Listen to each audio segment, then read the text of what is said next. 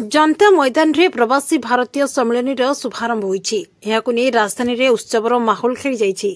मुख्यमंत्री मोहन चरण माझी एवं वैदेशिक व्यापार मंत्री एस जयशंकर ए कार्यक्रम शुभारंभ करथिले। ए अवसर जगन्नाथ भूमि रे प्रवासी भारतीय माननकु मुख्यमंत्री स्वागत करिसेंति। प्रथमे ओडिया, हिंदी एवं इंग्राजी रे निजर अभिभाषण रखिसेंति मुख्यमंत्री। प्रवासी को संबोधन करी कहिसेंति अजस्र स्नेह एवं श्रद्धार सह आमे आपणमानक अपेक्षा रे थिलु। आज से अपेक्षार अंत घटी। आपण उपस्थिति भुवनेश्वर पर आनी खुशीर लहरी। ए समय जीवन अभूला स्मृति होई रहिबो।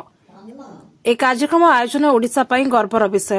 आपण माने आमर सांस्कृतिक आंबासाडर, आपण माने आमर गर्व, आमर विश्वास। ए अनुभूति को विश्व दरबार रे आपण माने पहुंचाइबे।